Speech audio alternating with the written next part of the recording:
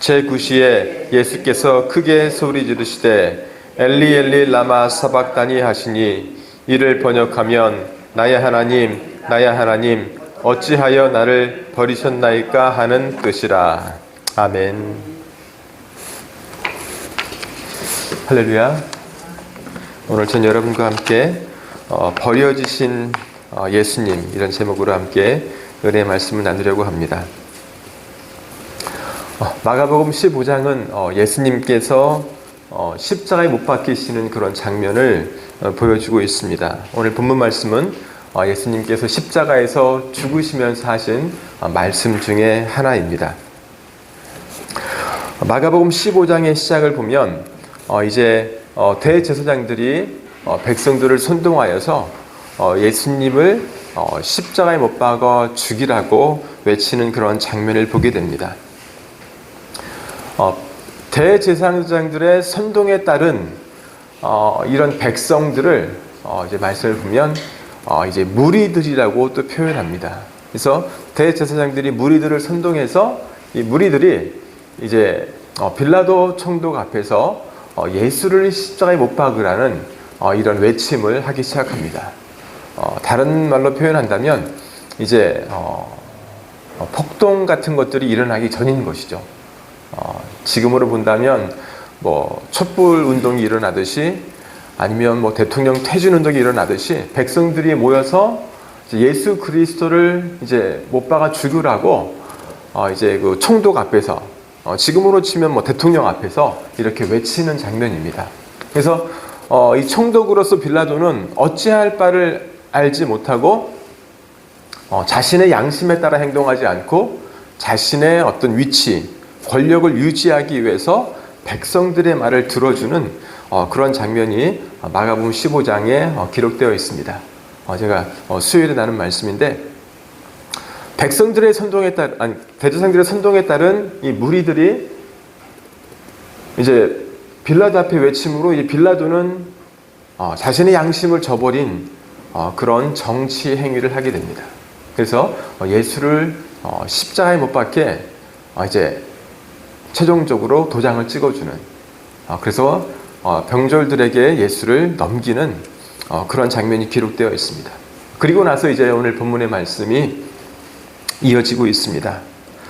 정말 여러분과 제가 분명하게 깨어있지 않으면 우리도 이렇게 대제사장들에게 선동당한 이 백성들 그리고 이 백성들이 그 이후에는 무리라는 표현으로 썼는데 무리들이 되고 맙니다. 여러분과 제가 대한민국 백성인데 대한민국 무리가 돼서는 안 됩니다. 여러분 기도하지 않으면 우리는 이러한 정치의 어떤 지도자들의 선동에 따라서 잘못된 판단을 할 수밖에 없는 어리석은, 그래서 예수를 함께 십자가에 못 박아 죽이는, 그래서 여러분과 제가 보는 것처럼 예루살렘 성이 완전히 멸망케 되는, 폐허가 되는 그러한 역사가 이후에는 기록이 되어 있습니다. 비록 나는 아닐지라도 내가 그 속에 함께 거하게 되면 함께 그런 결과를 받을 수밖에 없는 역사적인 현실을 보게 됩니다. 예수님께서 십자가에 못 박히시면서 하신 말씀, 오늘 본문의 말씀 엘로이 엘로이 라마 사박다니 하시니 번역하면 나의 하나님 나의 하나님 어찌하여 나를 버리셨나이까. 오늘 이 말씀을 우리가 묵상하면서 예수님께서 십자가에서 말씀하신 7가지의 말씀이 있습니다. 그 중에 하나가 오늘 본문의 말씀인데 7가지의 말씀을 함께 살펴보면서 오늘 말씀을 나누려고 합니다. 마가복음에서는 예수님이 하신 말씀 중에 오늘 한 가지 말씀만을 기록하고 있습니다. 그런데 우리가 마태복음이나 요한복음 다른 복음서를 보면 예수님이 십자가에 위해서 하신 다른 말씀이 기록되어 있음을 알 수 있습니다. 첫 번째로 예수님이 하신 말씀은 누가복음 23장 34절에 아버지여 저들을 사하여 주옵소서, 이런 말씀을 하세요. 십자가를 위해서. 지금 나를 못 받고 있는, 나를 죽이려 하가 있는 그런 무지한 백성들, 무리가 된 백성들, 그리고 나를 지금 못 받고 있는 로마의 군사들, 이런 모든 사람의 죄를 사해 달라고 예수님은 말씀하셨습니다. 십자가에 못 박이신 예수님께서 가장 먼저 하신 말씀은 자신의 고통이나 자신의 어떤 아픔이나 또는 자신의 억울함을 표현하는 그런 말씀을 하신 것이 아니라 저들을 사하여 주옵소서, 백성들의 죄가 용서되길 원하는 그런 말씀을 하셨다는 것입니다. 사랑하는 여러분, 여러분과 제가 정말 이러한 상황에 처해 있다면 여러분과 저는 어떠한 소리를 먼저 할까요? 어떠한 외침을 먼저 할까요? 정말 나는 억울하다고, 나는 정말 억울하다고, 아니면 나를 그렇게 해야 하는 그 사람을 향해서 원망과 불평과 아니면 그 분노의 저주의 소리들을 그 앞에 소리칠까요? 그런데 예수님께서는 오히려 자신을 죽이려는 사람들을 변호하셨습니다. 그들을 원망하지 않고 오히려 가엾다, 그들이 몰라서 그렇게 하는 것이라고 했습니다. 혹이나 여러분과 저의 삶 가운데 정말 나를 해하려는 사람이 있습니다. 나를 억울함에 몰아넣는 사람이 있습니다. 그 사람을 향해서 여러분과 제가 어떻게 반응해야 할까요? 우리도 같이 분내고 같이 막 화내면서 막 같이 소송하고 막 같이 막 이렇게 하고, 우리 가운데 어떤 그런 것들을 많이 보게 됩니다. 저도 그런 경우가 있었고 저희 딸도 그런 경우가 있었던 것 같아요. 동네 할아버지가 주차 문제로 막 이렇게 했는데 서로 막 옥신각신만 하다가 서로 막 고소하는, 어떤 일이 닥치게 됐을 때 순간적으로 우리도 같이 반응을 하게 되면 오늘 예수님이 하신 것과 같은 이러한 말씀들, 정말 저희의 죄를 사하여 주옵소서, 자기들이 하는 것을 알지 못함이니이다, 이런 말씀을 우리가 할 수 없을 것 같아요. 그런데 결과적으로 여러분과 제가 어떤 억울한 일에 대해서 내가 감정적으로 또한 반응하게 되면 그 문제가 해결되기보다는 이 문제가 작은 눈덩어리였는데 점점 커져서 커다란 눈덩이로 이렇게 번지는 것들을 보게 됩니다. 그래서 제가 저희 딸한테 그랬습니다. 그냥 그대로 받아들여라. 더 하지 말고 그냥 그대로 하라고 했어요. 억울하게 당했지만, 맞았지만 그걸 내가 고소했더니 쌍방고소가 돼서 문제가 더 커져버린 거예요. 모든 정치들이, 모든 어떤 사법 정치들이 올바른 대로 그렇게만 되지 않습니다. 내가 원하지 않는 결과로 이어지는데 우리가 이러한 억울함의 상황에서 어떻게 반응해야 할까? 오늘 예수님은 용서했습니다. 그리고 두 번째로 하신 말씀이 누가복음 23장 43절에 있는데 오늘 내가 나와 함께 낙원에 있으리라는 말입니다. 오늘 마가복음엔 기록되지 않지만 다른 복음서에 보면 예수님이 십자가에 달리실 때에 좌편의 강도가 있고 우편의 강도, 두 명의 강도가 함께 십자가에 못 박혔습니다. 그런데 한 명의 강도는 무리들의 같은 편에 있어서 무리들이 하는 말이 옳다 했습니다. 네가 정말 예수냐? 네가 정말 메시아냐? 그러면서 예수님을 조롱했지만 또 다른 한 사람, 또 다른 강도는 예수 그리스도가 메시아임을 인정했습니다. 백성들의 반응과는 다르게 예수 그리스도가 하신 일에 대해서 그 사실을 인정하며 예수님의 도움을 간구했습니다. 그래서 이 강도를 향해서 오늘 내가 나와 함께 낙원에 있으리라는 이런 말씀을 합니다. 강도 중에 하나는 정말 죽을 수밖에 없는 범죄를 지어서 당시의 로마의 최고의 사형의 방법 중에 하나였던 엄청난 이게 형벌이죠. 여러분, 참수라는 것은 목을 그냥 칼로 싹 베서 죽이는 겁니다. 그러면 고통의 순간이 찰나 1초밖에 되질 않아요. 그 순간은 고통을 모릅니다. 잠깐의 두려움 뿐이죠. 그런데 십자가형은 그렇지 않아요. 십자가는 3일 또는 일주일 또는 10일 동안 엄청난 고통을 겪으면서 죽어가는 겁니다. 제발 나를 죽여달라고 외치는 그런 형벌이 십자가형이에요. 참을 수 없는 고통을 참을 수 없는 그 고통 가운데 사람을 말려 죽이는 형벌이 십자가형이에요. 잔인한 거죠. 그것을 당해보지 않은 사람은 그 아픔을 모르는 그런 엄청난 고통을 주는 것이 십자가형입니다. 그리고 조롱의 대상이죠. 발가벗겨진 채로 일주일을, 3일을 길거리에 세워두는, 모든 부끄러움을 당하게 하는 이런 형벌을 당하는 한 명의 죄수가, 이 죄수는 예수 그리스도를 인정함으로 그 마지막 순간에 예수님이 하신 말씀, 내가 나와 함께 낙원에 있으리라, 천국에 네가 있으리라는 이 엄청난 선포를 하십니다. 그래서 천국은 누가 가는가 했을 때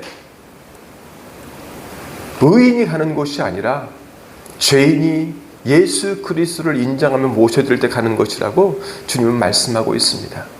지금 나의 과거나 지금 나의 어떤 행적이나 내 어떤 모습들에 그런 것에 근거해서 가는 곳이 천국이 아니라 내가 예수를 인정하고 내가 예수를 모셔드리고 그 예수 그리스도의 제사함 받는 사람이 가는 곳이 천국이라고 주님은 말씀하고 있습니다. 그리고 세 번째로 하신 말씀이 요한복음 19장에 나오는데, 예수님께서 여자여 보소서 아들이니이다, 이런 말씀을 하세요. 이 말씀은 예수님의 생모인 마리아를 향해서 하신 말씀입니다. 어쨌든 예수 그리스도는 육적으로는 이 마리아의 첫 번째 아들입니다. 비록 마리아의 남편인 요셉과 관계에서 낳은 아들이 아니라 너무나 그죠? 우리가 믿을 수 없는 기적적으로 성령을 통해서 잉태된 아들 예수 그리스도가 어쨌든 이제 육적으로는 떠나갑니다. 어쨌든 마리아에게는 자기가 육으로 낳은 아들입니다. 영으로 낳은 아들이지만 동시에 육으로 낳은 아들. 그래서 어머니로서의 이 모성애가 있을 수밖에 없죠. 9개월 동안 자신의 이 뱃속에서 태속에서 이 키워 낳은 이 아들이 십자가에서 죽어갑니다. 이 모습을 보면서 예수님께서는 마지막으로 이 여인을 위로하는, 그리고 가족을 보호하는 그런 말씀을 하십니다. 요한을 가리키면서 요한에게 이제 이 요한이 당신의 아들이라고, 요한에게는 이제 이 마리아가 너의 어머니라고 가족을 보살피는 그런 예수님의 모습을 볼 수가 있습니다. 이 땅을 살아가면서 여러분과 제가 정말 내가 알고 있는 가족들, 내가 그렇죠? 내 형제 자매, 내 부모, 내 자녀들, 내가 알고 있는 이런 관계된 사람들을 향해서 여러분과 제가 예수를 믿고 있다면 그들을 향한 사랑과 그들을 향한 관심을 베풀어야 될 줄로 믿습니다. 할 수 있는 한 여러분과 제가 그 삶을 살아야 한다는 것입니다. 예수님은 자신이 죽으시는 그 마지막 순간에도 이 가족 사랑을 우리 가운데 보여주셨습니다. 그리고 네 번째로 하신 말씀, 오늘 말씀입니다. 나의 하나님, 나의 하나님, 어찌하여 나를 버리셨나이까. 이 말씀은 저희가 조금 후에 다시 보기로 하고, 그리고 다섯 번째로 하신 말씀이 내가 목마르다입니다. 십자가에 달리신 예수님은 이제 피를 흘리시면서 몸속에 피가 점점 빠지는 그러한 형벌이기도 합니다. 왜요? 못을 박잖아요. 손에 목옷을 받고 발에 못을 받고, 더 나아가 예수님은 이 옆구리에도 창으로 찔리셨어요. 피가 점점점 떨어지는, 빠지는, 그래서 점점 갈증이 날 수밖에 없는 그런 상황에서 예수님이 목마르다는 말씀을 하세요. 이것은 예수님이 인간의 고통을 그대로 다 느끼셨다는 거예요. 육으로 예수 그리스도가 이 모든 인간의 고통을, 이 아픔들을 다 겪으시면서 하신 말씀이고, 또 다른 하나는 어떻게 보면 시편 69편의 말씀을 성취하는, 말씀이 성취되는 그러한 장면으로 예수님께서 우리가 겪는 어떤 영적인 목마름, 사랑의 결핍, 이런 것들을 표현하신 그런 말씀으로도 볼 수가 있습니다. 그리고 여섯 번째로 하신 말씀은 요한복음 19장 30절에 나오는 다 이루었다는 말씀입니다. 예수님은 십자가를 지시고 떠나시면서 다 이루었다고 하십니다. 여러분, 다 무엇을 이루었다는 것일까요? 헬라어로 테텔레스타이라고 하는데 완전히 끝났다, 미완성이 없이 이루어진 그러한 그 뜻으로 쓰였다고 합니다. 완전히 이루어졌다. 예수 그리스도가 이 땅에 오신 이유, 이제 저는 이제 차를 타고 다니면서 주로 이제 급동 방송을 이제 고정해 놓고 운전할 때마다 이제 말씀을 듣고 찬양을 듣곤 하는데, 요즘은 12월 달이니까 크리스마스 노래들이 캐롤이나 또는 예수님의 어떤 탄생과 관계된 그런 찬양들이 많이 들려지는데, 여러분, 예수님께서 이 땅에 오신 이유가 무엇일까요? 여러분, 예수님은 이 땅에 죽기 위해 오셨습니다. 그것이 예수님이 오신 목적이에요. 예수님이 오신 목적이 뭐라고요? 죽기 위해 오신 거예요. 죽기 위해. 마치 스파이가 남한에 이제 북한, 예를 들면 북파 간첩이 있습니다. 북한에 들어가서 어떤 정보를 캐오는 그런 훈련받은 남한의, 우리나라의 어떤 고도로 훈련된 이 스파이가 북한에 가서 어떤 정보들을 다 가지고 돌아오려고 합니다. 가는 목적이 뭐겠어요? 죽음을 무릅쓰고 가는 목적이 뭐겠어요? 예수님이 오신 목적이 있다는 것인데, 이 오신 목적은 죽기 위함이라는 거예요. 그래서 크리스마스를 우리가 축하하지만, 정말 그리스도인의 어떤 기독교인의 가장 큰 명절은, 절기는 부활절이라고 합니다. 크리스마스가 아니라. 그런데 오히려 부활절은 저 뒤로 가 있고, 세상에서는 이 크리스마스가 더 성대히 지켜지는, 여러분, 시작이 중요해요? 끝이 중요해요? 끝이 중요하죠. 할렐루야. 여러분, 우리 인생에서 내가 젊을 때 잘 살았어요. 근데 비참하게 늙어가는 거예요. 돈도 없고 뭐 아무것도 없고, 젊을 때 힘들게 살았어요. 너무 어려웠어요. 근데 마지막에는 너무 평안한 거예요. 물질도 넉넉하고 자녀도 잘 되고. 여러분, 어떻게 죽는 걸 원하세요? 지금 좀 힘들어도 마지막 눈 감을 때 편하고 넉넉한 게 좋지 않아요? 아무리 내가 넉넉하고 편했어도 죽음의 순간이 비참하다면 내 인생은 비참한 거예요. 여러분, 그렇지 않을까요? 예수님께서는 다 이루었다고 하세요. 다 이루었다. 예수님이 오신 목적이 뭐냐? 예수님이 오신 목적은 죽기 위함이다. 할렐루야. 그래서 여러분과 저는 예수님이 왜 이 땅에 오셨는지를 분명하게 알아야 돼요. 예수님은 나를 위해 오셨는데, 나를 위해 죽으러 오신 거예요. 왜요? 예수님이 죽으셔야만 하나님이 나를 구원할 수 있는 그 구원의 계획이 이루어지기 때문입니다. 여러분, 성경은 분명히 말을 합니다. 죄의 싹은 사망이요. 내가 죄를 지으면 지옥에 갈 수밖에 없는데, 여러분, 우리의 사망은 육적인 사망이 중요한 게 아니라 영적인 사망, 즉 지옥이 중요해요. 내가 한 번 죽는 것은 정한 것이요. 아무것도 아니에요. 그냥 죽으면 끝나는 것인데, 죽음 이후가 있다는 거죠. 죽음 이후에 천국이 있고 죽음 이후에 지옥이 있다는 것이 정말 중요한데, 여러분과 제가 지옥에 가지 않도록 하기 위해서 예수님이 죽으셔야만 했다는 거예요. 예수님 전의 세대나 예수님 이후의 세대나 지금 살고 있는 여러분과 저에게, 여러분과 제가 천국 갈 수 있는 유일한 기준이 예수 그리스도라는 거예요. 내가 아무리 의롭게 삶을 산다고 해도, 내가 아무리 죄를 지은 삶을 산다고 해도 구원의 방법은 똑같다는 거예요. 하나밖에 없다는 거예요. 예수 그리스도뿐이라는 거예요. 할렐루야. 이 예수 그리스도를 내가 믿음으로 천국에 가는 거예요. 그래서 여러분, 예수를 믿게 되면 내가 조금 의롭다고 이렇게 우쭐우쭐 될 필요가 없다는 거예요. 그렇게 우쭐우쭐 되면 그 사람은 천국에 못 가는 사람 보시면 딱 돼요. 왜? 내 힘으로 가는 게 아니거든요.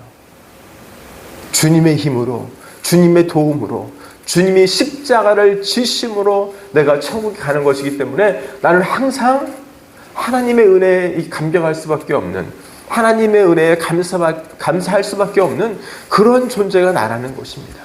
내가 자랑할 것이 없다는 거예요. 사도 바울은요, 이 12사도 이후에 나타난 사도잖아요. 12제자는 아니었지만 12제자 이후에 12제자처럼 어쩌면 더 위대한 일을 했던 이 사도 바울은 자랑할 것이 많은 사람이었다고 해요. 부자 집안이었죠. 로마의 시민권자였죠. 가말리알 문화에서 공부를 한 사람이죠. 뭐 지금으로 치면 스펙이 서울대, 미국인 막 이런 거예요. 엄청나게 훌륭한, 자랑할 것이 많았고, 율법도 지키려고 얼마나 노력을 했으면 예수 믿는 사람들을 잡아 죽이려고 했어요. 하나님께 헌신된 사람이었다는 거예요. 자기 딴으로는, 그죠? 근데 나는 자랑할 게 정말 많은 사람인데 바울은 그래요. 나는 자랑할 것이 아무것도 없다. 나는 다 버렸다고 합니다. 예수 그리스도 한 분 외에는 아무도 없다는 거예요. 아무것도 없다는 거예요. 여러분과 제가 정말 예수님께서 다 이루었다는 이 구원을 이루는, 율법의 요구를 이루는, 그래서 여러분과 제가 천국 가도록 만드신 이 예수 그리스도께서 이루신 일을 여러분과 제가 믿고 따라가기를 주의 이름으로 축원합니다. 그리고 마지막으로 하신 말씀이 누가복음 23장 46절에 아버지여 내 영혼을 아버지 손에 부탁하나이다.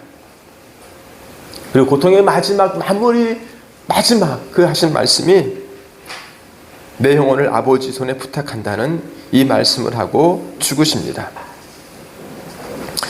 예수님은 죽음을 두려워하지 않으셨습니다.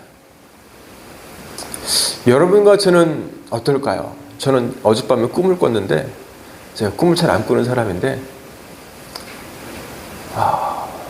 제가 변절자가 되는 꿈을 꿉니다. 제가 그런 말씀 많이 드렸잖아요. 일제 신사참배에서 일제 신사참배에 동의하고 침묵하고 거기에 이렇게 사인한 그런 목회자들, 죽음을 각오하지 못하고, 그래서 제가 꿈속에서 그런 순간에 저도 함께, 제가 예를 하지 않더라고요. 근데 우리 딸이 저 대신 예를 하는 거예요. 그리고 저는 그 속에 그냥 침묵하고 있는 거예요.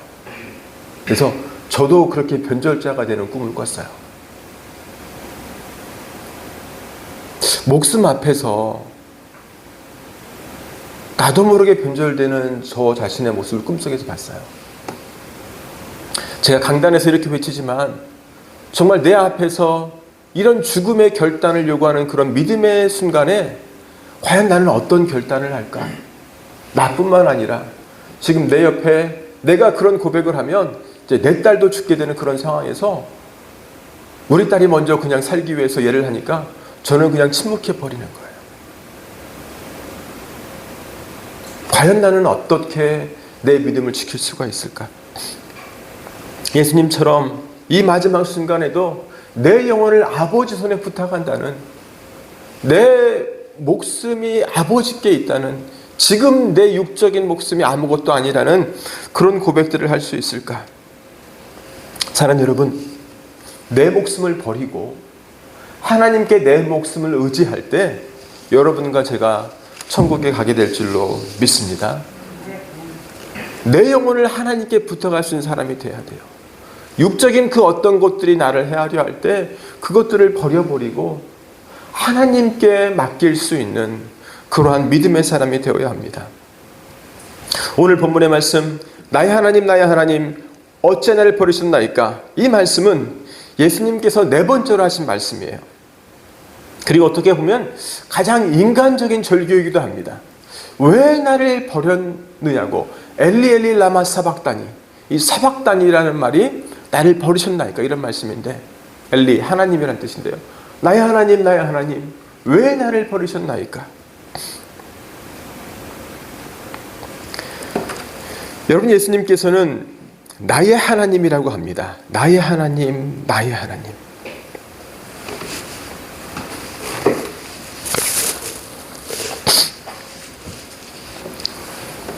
죽음의 그 순간에 예수님이 지금 목숨이 지금 이제 십자가에 못 박혀서 죽을 수밖에 없는 그 순간에 하나님을 향해 나의 하나님이라고 합니다. 여러분, 인간적으로 본다면 하나님과의 관계가 끊어진 것처럼 보이는 환경이에요. 지금 나는 육으로는 어때요? 육으로는 지금 죽고 있어요. 로마의 병사들 앞에서 아무 힘도 없는 연약한 인간으로 죽어가고 있습니다. 근데 이 죽음의 환경에서 예수님은 나의 하나님이라고 합니다. 오늘 여러분과 제가 정말 내 인생이 힘들어지고 어려울 때도 나의 예수님, 나의 하나님, 나의 성령님, 할렐루야, 그런 고백이 여러분과 제게도 나와야 할 줄로 믿습니다. 우리는 시험이 올 때 때때로 이렇게 묻습니다. 하나님 왜 제 기도를 들어주지 않으세요? 하나님 왜 내 삶에 이런 아픔이 있을까요? 하나님 정말 나를 사랑하십니까? 정말 믿기 어려운 그런 환경들이 다가올 때에 우리는 다른 고백이 아니라 정말 그럼에도 불구하고 나의 하나님이라고 할 수 있는, 나의 예수님이라고 할 수 있는 이 믿음이 있기를 주의 이름으로 축원합니다. 그리고 예수님은 왜 나를 버리셨나이까 라고 합니다. 여러분, 이 표현이 어떠한 표현일까요? 예수님은 분명히 아셨습니다. 자신은 죽기에 왔다는 것을 분명히 아셨어요. 그런데 왜 이 십자가에서 죽으시는 이 순간에 어떻게 보면 육적으로는 맞지 않는 말씀, 나를 버렸나이까? 하나님이 예수님을 버렸나요? 버리지 않았죠. 할렐루야. 그런데 예수님은 버렸다는 표현을 쓰세요. 그러면 왜 예수님은 이 말씀을 하셨을까? 왜 버렸다고 했을까? 예수님은 분명하게 자신이 십자가에 죽기 위해서 오신 분임을 분명히 알았어요. 십자가에 달리기 전에 계속해서 저희들에게 3번씩이나 내가 죽임을 당할 거라고 말씀을 하셨어요. 그리고 그것이 하나님의 일을 이루는 것임을 알았어요. 베드로가 안 된다고 할 때에 사탄의 일이라고, 사탄을 물러가라고 베드로를 호통치신 분이 예수님이에요. 내가 십자가에서 죽을 것을 아셨는데 그 죽는 것이 하나님이 나를 버리는 것이 아님을 아셨는데 왜 예수님은 이 버렸다는 표현을 했을까? 어떻게 보면 이 말씀에는 단순한 절망의 표현이 아니라 구속의 의미, 대속의 신비, 어떤 하나님의 구원 계획이 담긴 말로서 예수님께서 나를 버렸다고 하신 말씀을 했다고 하는 것이 옳습니다. 여러분, 죄의 형벌은 하나님으로부터의 단절입니다. 아담이 죄를 지은 이후에 아담이 당한 것은 에덴 동산에서 쫓겨난 것이었어요. 당시 에덴 동산은 하나님이 거하는 곳을 상징하기도 합니다. 즉 하나님이 거하는 공간으로부터 이 아담이 나오게 된 것이죠. 하나님과의 단절. 그래서 내가 하나님과 단절되어야 되는 이것을 예수님이 대신 느낀 것이라는 그런 표현입니다. 그리고 예수님이 버려지심으로 하나님께서 여러분과 저를 받아주셨다는 것입니다. 예수님께서 하나님께 외면당한 것처럼 느끼셨기에, 그리고 그 일을 받으셨기에 이제는 대신해서 여러분과 제가 하나님께 나아가는 그 길을 열었다는 것입니다. 십자가의 외침은 끝나는 것이 아니라 구원이 시작된 자리입니다. 예수님의 이 절규를 통해서 이제 여러분과 제가 하나님께 나아가는 그 길이 열렸다는 것입니다. 그래서 십자가는 버림의 상징이 아니라 사랑의 궁극적인 최종적인 어떤 절정의 표현이라고 할 수 있습니다. 하나님은 예수님을 실제로 버리신 것이 아니라 예수님을 가장 사랑하신 그 순간이 예수님이 죽음을 당하는 그 순간이십니다. 그래서 이 예수님의 절규, 왜 나를 버리셨나이까? 어찌 나를 버리셨나이까? 이 절규는 우리가 듣기에는 절망처럼 들리지만 하나님의 관점에서는 여러분과 저의 구원이 열리는 그런 순간으로 표현됩니다. 여러분과 저의 삶의 인생 가운데서 하나님이 왜 나를 버렸나이까 하는 그런 순간이 혹시나 있으십니까? 내가 이해하지 못하는 일들이 일어납니다. 엄청난 아픔들이 다가옵니다. 내가 사랑하는 사람들이 떠나갑니다. 내 자녀가 정말 여러분, 제가 말씀을 안 드렸어요. 사실은 저희 딸이 교통사고를 당해서 그 척추에 뼈가 하나 나가가지고 병원에 한 몇 개월 있었고 지금도 계속 재활 치료를 받고 있습니다. 그냥 빗길에 차가 그냥 가다가 혼자 차가 이렇게 움직여가지고 옆에 차하고 부딪히면서 가드레일 받으면서 차가 이제 완전히 폐차를 했는데 살아있는 게 감사하고 그런데 이제 그것을 겪으면서 제 마음 가운데 어쨌든 아빠이기 때문에 아픔이라는 것이 가슴속에서 올라오더라고요. 이 딸이 왜 이런 아픔을 당했을까? 우리 인생을 살아가면서 이런 일들이 여러 번 다가오는 것을 보게 됩니다. 내가 이해하지 못하는, 내가 알 수 없는, 왜 이 딸이 이런 일을 당했을까? 하나님이 우리 딸에게 어떤 말씀을 주시려고 하는 것일까?